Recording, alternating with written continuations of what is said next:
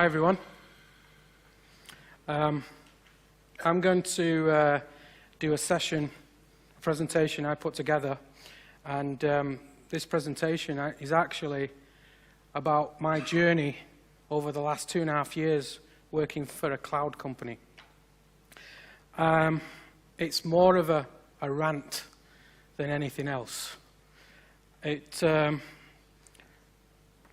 really, I hope if there's anything you take away from this session is some tips in respect to if you're thinking about building your own private cloud, or you're a services company thinking about building a private cloud for your customers. For me, you'll see I'll go through some of the challenges in detail, and this is going to be a warts and all session, right? So I'm going to lay it out all on the table. I'm going to be 100% truthful, but there is a pot of gold at the end of the rainbow, right? Okay, let's get into it. This is the agenda. I'm just going to do a quick introduction of who I am, what we do as an organization. I'll tell you about my organization. By the way, look, we're not sponsoring this event, so I had rules about doing this session, and the rules are you can't make it a sales pitch, Ricky. And you'll see that this is not a sales pitch, right? Because I'm going to tell you everything, warts and all. But I'm going to tell you what we do, the challenges that we've had, what I've had, what actually happened, what the big picture is, what's the next things for us, and so on and so on. If you don't know me, I can see a lot of people in the room. I probably know 50% of the people anyway, or just met new people today as well, right?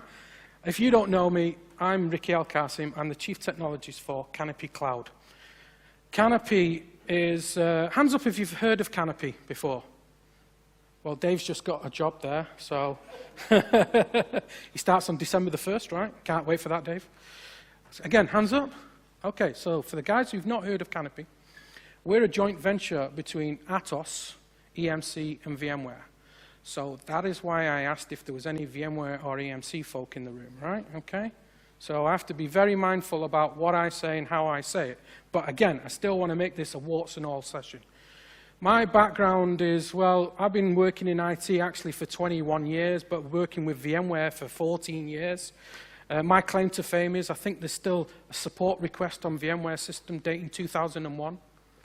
I was one of the first guys to work for Veeam Software. I was one of the first VMware instructors in EMEA, right? Yeah, I've got some claims to fame. Right? I'm bragging now, I'm sorry. But that's me in a nutshell. I don't think I'm technical anymore, but people seem to prove me wrong now and again. I seem to be able to come back into the technical side of the business more often than not. So, this presentation really is about one of the things I'm responsible for in Canopy. And I joined Canopy about 2.5 years ago. And again, Canopy was this joint venture which was formed 2.5 years ago. I came from, you saw my experience, I came from the vendor land. I worked for Veeam Software, Liquidware Labs, and so on and so on. So coming to a cloud company that was backed by a very, I don't want to use the word legacy, but a very mature managed services company like Atos, right, was a massive culture shock for me. My first remit, and this was an order from my boss, was, Ricky, design as a private cloud, right? And so I sat down, and on the back of a fact packet, I designed a private cloud. I had some rules, and one of those rules was to keep the parent organizations happy. So whatever I did, I had to base it on technology from EMC, VMware, and services from Atos.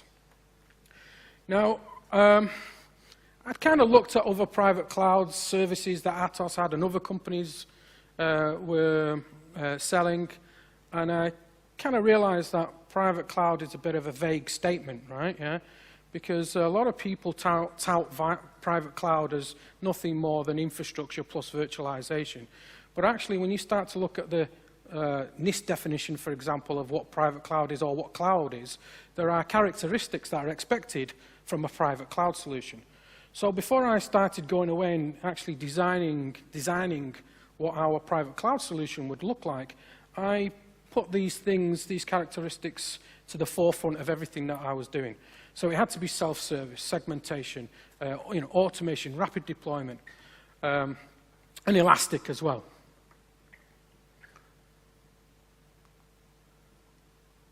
From a high-level perspective, and actually I'm going to get a little bit into the weeds later throughout this presentation, but I kind of need to tell you something up front. When we start to talk about the technicalities of this solution, actually I can't take credit for it because I'm just the high-level guy, the guy who conceptualized it. I still went through a lot of challenges to make it a reality, and that's what I'm going to talk about. But trust me, there's an army of people, designers, architects, the Daves of this world, yeah, who've actually made this a reality, right? My responsibility to get all those people together and put all these components together to make this private cloud solution was really to draw out a high-level architecture of what this private cloud solution would look like. And it meant actually composing building blocks that were what's the word I'm looking for, that, were backed by technology to meet the requirements that people would expect from a private cloud solution. So it included things like patching, compliance, a cloud layer for elasticity, networking components, backup, and then a few things that I really didn't think about as well, because I didn't, previously I'd come from a software company which was all about point products and not a managed services company. So the things that I didn't really think about were the management aspect of this solution, right? So ticketing, change management, reporting, these are the things that customers want to see from a solution that is sold as a service. So if it wasn't clear what I was actually trying to get across about this private cloud solution is what we're doing with it is selling it as a service. Again, I'm sorry, I have to be mindful that this is not a sales session. And I don't want to spend too much time on that. So I got this fag packet and I drew out this high-level architecture and I said, these are the things, these are the features and the functions that we want. What are the products that are going to meet these requirements? For us, being Canopy, again, we have to go to market with the EMC and VMware technology, so I had to pick products from VMware and EMC. We have an alliance with this company called VCE, so it was an obvious choice for us to go for vBlock technology. And again, back to what we wanted to do with this private cloud in terms of making it a true private cloud in the NIST definition way. We wanted it to be self-service, so we needed a portal, we needed a cloud layer, we needed to be able to provide our customers with a way of segmenting up the resources, so vCloud Director featured in that high-level architecture as well. And that's how ultimately I positioned this solution, right? This part was the easy part. Describing how this all hangs together and what components was actually very simple. I did this within a couple of days, right?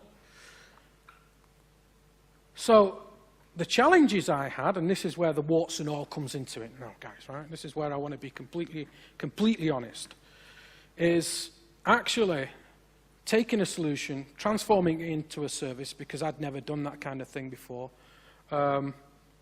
keeping the parents happy. That was actually very, very difficult, because I'll talk about some of the technology that's features in this product, this solution. They might not have all been my first choice, right? Especially the backup, right? So I had to keep the parents happy, and that was a big, big challenge for me. Then, actually what I found was something I didn't expect. And that something was objections internally to what we were doing. So, again, Atos is this mature, old company. I don't want to use the word legacy, but I do, right? And they know that, and that's why Canopy was born, right? But there's a lot of mindset within that organization about how things should be done. People don't like change. There's no one from Atos here, is there? Okay, right, just checking. People don't like change, and actually the biggest challenge I had throughout this whole process was not designing the infrastructure or packaging it or explaining how it's going to work or how we're going to sell it. It was internal bollocks, internal nonsense. And actually I'll talk through some of that. And so some of those challenges were around the automation. Why do we need tooling for automation? Why do customers need to automate? Why can't they just have virtualization? We just want to sell virtualization. Or the cost of components. Why do we need all these different components? And actually, again, the last point on there was to integrate it into back-end services like ticketing and change management and so on, and reporting. Something I'd not done before. I started, who was at the last VMware user group? The London one. Yeah, Simon, actually you picked me out for this, right? So I started this presentation off the back of being called out at the London user group, and I got like 5 minutes to present a few slides about some of the challenges and what we'd done to overcome them within Canopy. I presented 3 slides. And this chap asked me in the audience, and he caught me completely off guard. He said, why do we need it? I said, what do you mean? You mean automation? He said, yeah, why do we need it? And to me, I thought he was joking, right? Yeah, because it kind of sounds like an obvious thing. Why you automate? And you know, I'm going down this route of explaining you automate to save money and blah, blah, blah, blah, blah, blah. Actually, when I thought about it later, I suppose really there are some rules or points you need to think about if you're thinking about a private cloud in terms of the full software-defined data center stack and automation and everything else. And I started to write down some of the questions, you know, do you want to grow and shrink and rapidly expand your infrastructure? If the question is yes, you might need a private cloud software-defined data center. You know, do you do repetitive tasks like provision workloads, right? But when I say provision workloads, I mean a little bit more than just cloning workloads, right? So that might include things like post-configuration tasks, like adding the workload to Active Directory, or placing it within the change backup scheme, or change management scheme, or well, you know, numerous possibilities. Let me just focus on that one point for a little bit longer. Back in June, I went to see a huge, large book vendor in America, in New York. They begin with M. That's all I can say. And we sat down, we talked about what they wanted to do with private cloud, and they kind of had their first step into doing something similar. They had a self-service portal, they had a VBlock, they didn't have all the components and the automation end-to-end. So I said, what's your problem? What's the pain point? And they said, well, it takes us 13 days to provision a virtual machine. I said, what? 13 days to provision a virtual machine. How is that? How is that so? I said, are you cloning the virtual machine? Yep, the cloning of the virtual machine takes a few minutes. So where's the 13 days come into it? And actually, the 13 days is the post-configuration tasks like adding it to the backup schedule, adding it to Active Directory, adding it to the change management scheme. It was all about their internal policies and procedures. So I said, well, you know what, we could automate all of that for you and probably slim down that 13 days to a couple of minutes. So, but ultimately, in a nutshell, back to that person's question, you know, why do I need to automate? I suppose it depends. If you put all of that together, it depends if you're large enough. And I don't mean, you know, are you an enterprise customer? I mean, do you have the kind of magnitude in terms of repetitive tasks? Do you need to automate often enough that it's convenient and cost effective for you to do that, right? If not, then maybe it's not the right way forward, yeah? Now, this is where the DJ bit comes into it. Going back to some of the objections that I have internally within my organization, especially from the Atos folk, I was getting a lot of aggression about what I was doing with this solution, so I started to put some ideas on paper to how I was going to explain the benefits of doing things like automation. And I realized something, and this is just one example, and a stupid example, but I like it. Do you know what I did in the 90s? Annie? Lots of drugs, yeah, does that as well, but... What? Mobile disco? Mobile disco, yeah. I thought I was Carl Cox, didn't I? Let's face it, yeah. Yeah, I was Carl Cox, right? I had my decks in my bedroom and a studio that cost me 10 grand that I never used, right? Yeah, and I thought I was Carl Cox. And I actually learned to DJ and mix, right? And mix with vinyl records, because back then, we didn't have MP3s and iPads. So it took me kind of a few years to master mixing perfectly like Carl Cox. And if you've never, does anyone mix? Hands up, anyone? Yes, you. So you know how to do it? What's the big challenge of mixing to vinyl? Oh, beat matching, right, yeah? If you want to be the next Carl Cox of this world, yeah, you've got to know how to beat match, sync your BPMs together, so you've got these two records that sound like one. That was what DJs do to this day, right? That's their talent. Mastering that can take a long time. And what you're doing is you're continuously firefighting the BPMs. Do you love that animation? It works great, right? For those who didn't see it, let me do it again. Right? So what you're doing as a DJ back then in the 90s was you were firefighting the BPMs. And that actually left you little time to actually enhance the sound. If you were a guru like Carl Cox, actually you could, because you'd probably be mixing with about 6 desks and filters and samplers and all sorts. But most DJs were firefighting BPMs.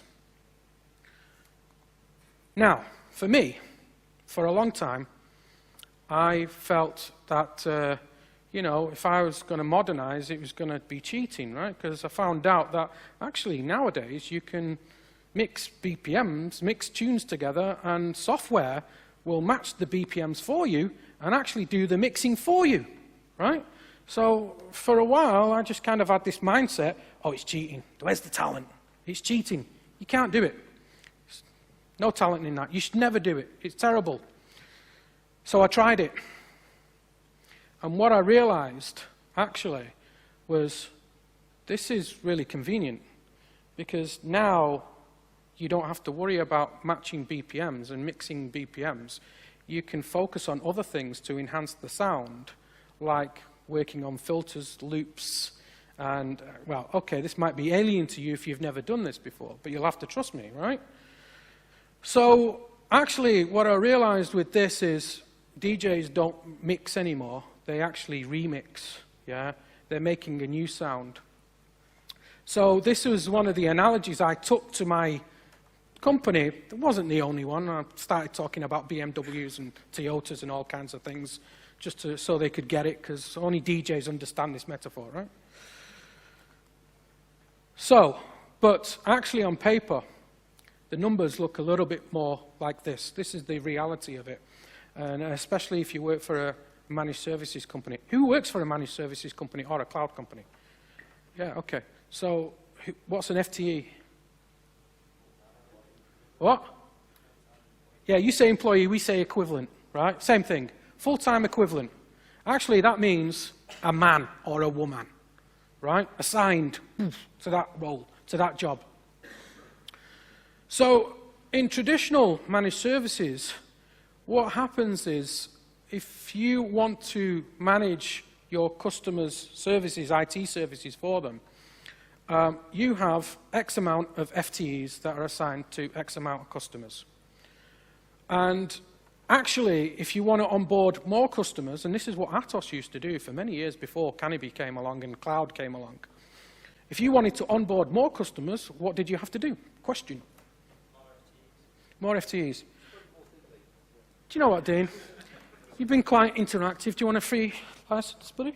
Go on, then. That was terrible, wasn't it? All right, I'll stop being lazy.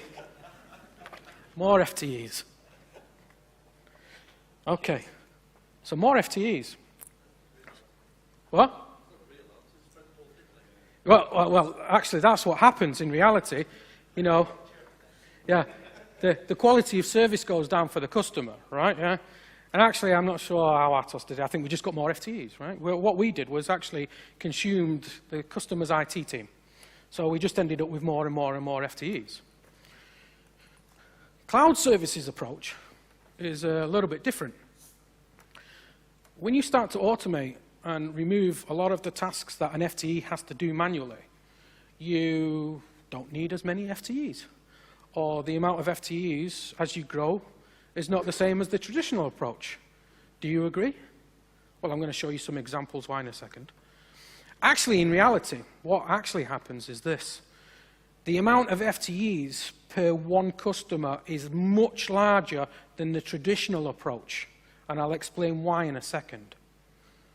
But when you start to onboard more and more and more customers, the amount of FTEs required is much less than the traditional managed services approach. And this is just an example. It's not a real-world example, but it kind of shows you, the trend between the two different types of services approach. This still didn't mean anything to our guys. They're still not convinced. So I had to give them some numbers, and the numbers looks like this. This was kind of more on their wavelength. This was Atos speak, managed services speak.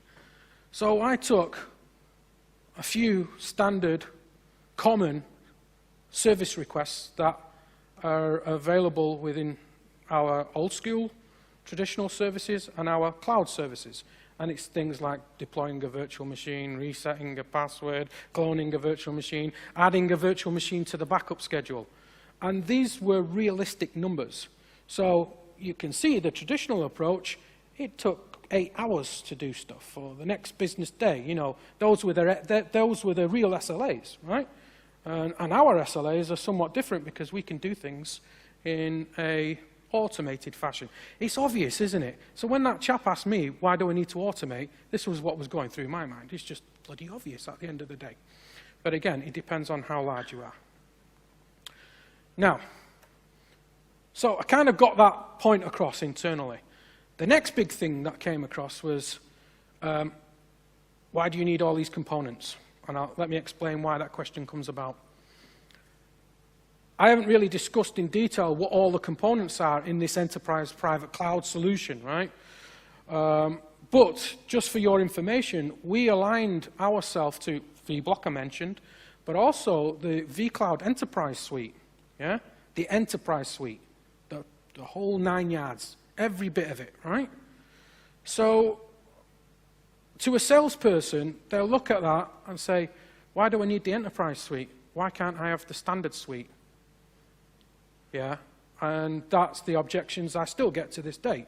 So, to kind of get the message across to why we've aligned ourselves to the enterprise suite, I've built this matrix. But in a nutshell,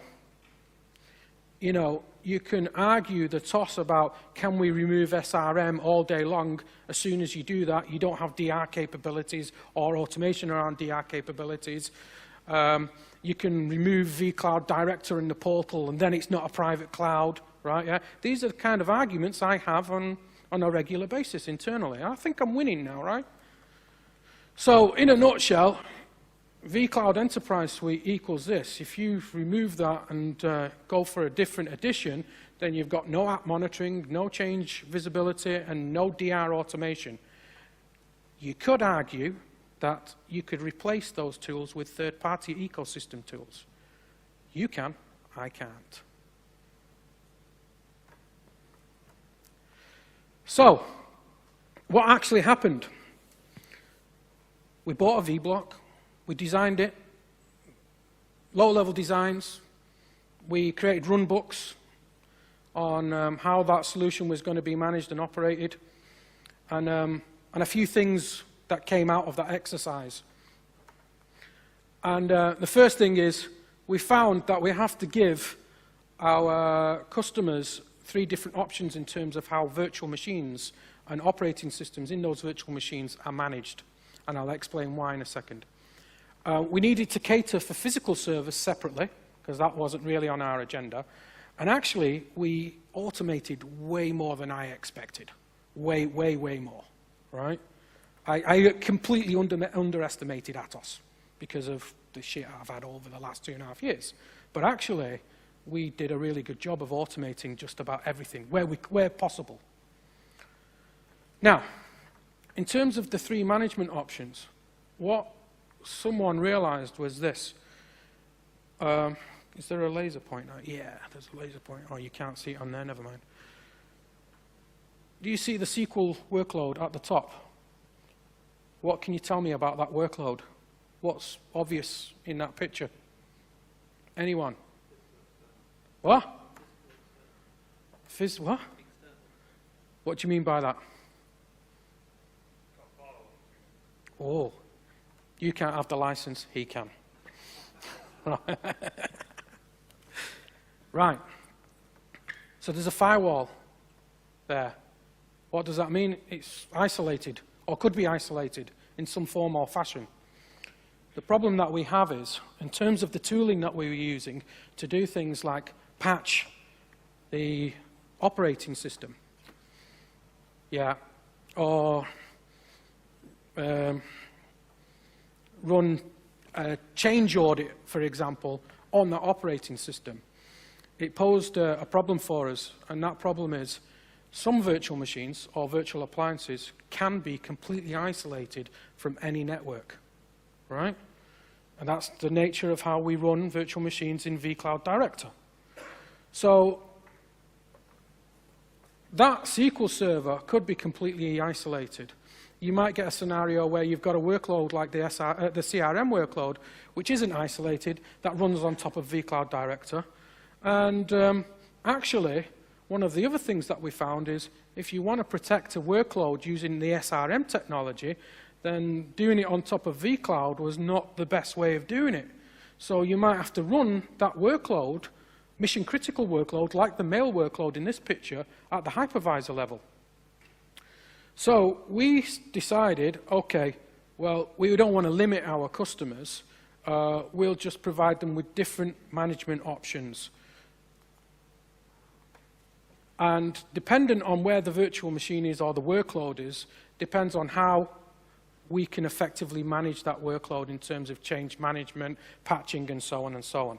If it's in a completely isolated state, yeah, we refer to that as a self-managed virtual machine. You're on your own, right? If it's, you know, if the requirement is to have that protected with SRM, for example, we might have to run that on the ESX hypervisor outside of vCloud Director. Do you understand? All right, let's keep going. Now, whoa. So I love this diagram.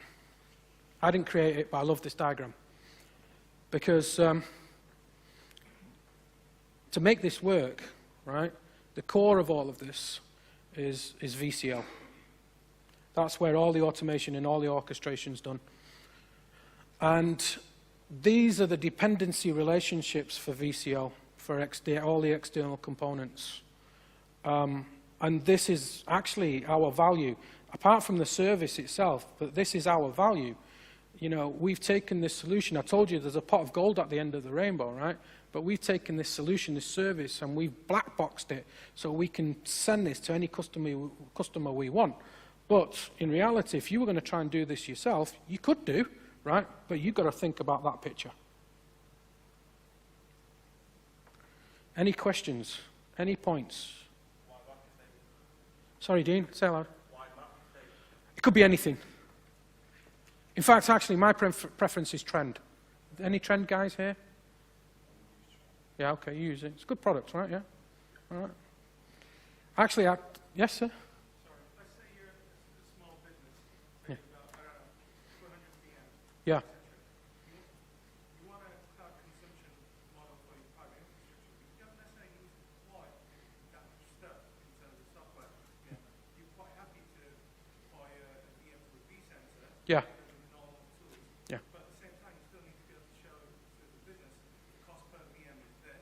Yeah. It's way cheaper than if we were using Amazon or Azure. Yeah. To maintain our jobs or whatever. Yeah. How would you do that? So you know what? You know, it goes back to the point that I made a few slides down. Are you large enough, right, for this? That's the whole point of this. But back to your requirement there, I mean, you can do that with tools like ITBM from VMware. You'd have to have kind of a cost-effective solution that meets your budget, and that's the key thing, right? Okay, so, yeah, spaghetti junction, but that's the reality of it, right? That's our value. And so, you know, maybe it might be an idea if you're an end user and you want a private cloud and you're an enterprise and you see the value in running in such a way, because actually it's a win-win, you know, it's a win for the customer because they can run and grow much quicker. It might be an idea that you actually get your managed services company to do this for you, right? So, VCAC, and I'm still using that term, I don't care what VMware say. Right, VCAC is kind of the entry point to this solution. You know, what did we automate through it? Well, we kind of have this automation unless policy. We'll try and automate everything we possibly can. Actually, that steers a lot of the discussions about what technology we use and which route we go down. If we can't automate it because it doesn't have an API or a VCO plugin, for example, then it might not feature in this stack. So, we try to automate and this as much as possible, and here's some examples. Workload provisioning, virtual data center creation. There's even a blueprint for creating blueprints. Yeah, you love that, right? Firewall management, self-service backup. So we even exposed Avamar in the portal as well. So consumers of this private cloud don't need to know about Avamar. They just select whether they want that virtual machine to be included in the backup schedule. The same for SRM as well. We did exactly the same for SRM, and so on and so on. So the portal looks like this. Okay, there's nothing new here. We've seen VCAC for the last year, so I don't want to spend too much time on it.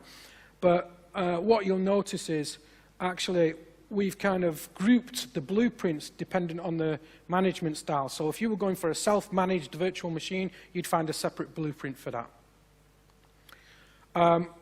This is a screenshot of the, no pictures please, because this is all IP. No, I'm joking, right, yeah. So I said warts and all, right, yeah. So this is a screenshot from the VCO library that we've created specifically for a lot of these standard service requests. That's what it all boils down to. And actually, just going back a slide, you'll notice the title on this picture, 90% of standard service requests were automated. That is our policy, automation unless. So, again, it was really about tying it all together. For us, it's not just about workload deployment, but it's about reducing those 13 days down to a couple of seconds. Now, I don't know if you've noticed anything yet, but I haven't said anything about applications at all at this point, right? Other than the applications we're using for services. Applications is actually a different service. We stop at the virtual machine level. You know, the first attempt at this is our first version at SDDC, we decided to stop at the container. Here is an example of the workflow required to include any change that's happened on the system in the CMDB. So anytime anything occurs within the automation, this workflow loops around and adds whatever's been done, the change into the system, into the audit. So that was how we kind of got that private cloud off the ground. And actually, I'm very proud. It took us a long time, but now we start to see some customers on there, big customers. And again, I can't do this because it's not a sales pitch. But for us, the next big thing is, you know, having spoken to customers and so on, these are some of the things, touch points, feedbacks that we get from customers and that are steering the next phase of this enterprise private cloud. Clients are asking for integration with other clouds. You know, I'm a big VMware fan and a big VMware pro, and I'll always go VMware, regardless. But I'm not the customer at the end of the day. Customers are asking for an Amazon-esque experience. And actually, when I first heard that, I'm not sure I 100% knew what it meant until I got really speaking to a customer. Does anyone know what I'm talking about? What is an Amazon-esque experience? See, what? Easy. So when I first heard that, I kind of thought the customer was asking for an AWS experience, right? And I thought, well, it's bloody identical in a lot of ways what VCAC is doing. Yes? Let's keep going. All right, in a nutshell, the future for the solution is we need to kind of expand our horizons, and we're actually adding a lot more tooling to do things like integrate other clouds, integrate billing mechanisms, integrate PaaS solutions, and so on. And that solution right now is kind of in an early beta. It's called Canopy Enterprise Platform. And again, not a sales pitch, but I wanted to kind of show you what Amazon-esque experience looks like. And this is a screenshot from it. It's simplified, as this gentleman said. It's dumbed down. Yeah, it's about making it really, really easy to consume whilst also attaching it to billing capabilities and so on and so on. VCAC is a brilliant technical portal, and VCAC will always be there, in my opinion, for what it does. However, in terms of like the very super high level stuff, you might need something else on top of that. So the next thing for us to enhance this, the kind of more relevant future is about software-defined physicals. Actually, we've just made that a reality, and we want to take the software-defined data center to the next step and start including things like NSX and so on and so on. So, based on the fact that I only had 1 minute, is there any last questions? Yes, sir. Phil, go.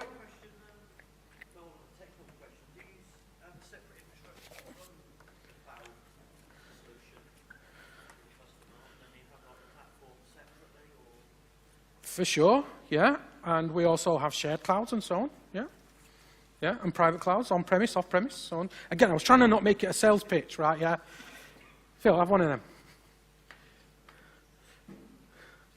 I think everyone's coming back in for the keynote. What's your plan for vCloud Director? Displacement. Yeah, that's a good question. What's our plan for vCloud Director displacement?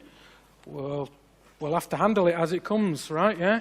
I mean, a lot of the functions that we'd need from vCloud Director kind of there in VCAC in some capacity, but we'll just play along with the game. Yes, sir? Capacity management, you mean? I mean, assessing the size of the workload before you start charging money for where you're going to put it. This solution's purely about private cloud, right? So that investment's already been made up front. Yeah?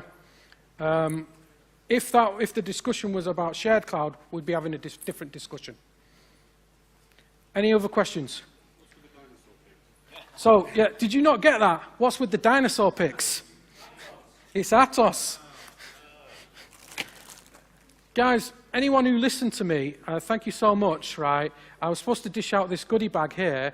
Come and see me later on, because everyone else is piling into the room, right, yeah? I remember all your faces, okay? Right, yeah? So, if there's no last questions, thank you so much, because I can see everyone else piling in. Any last questions? Cool, thank you.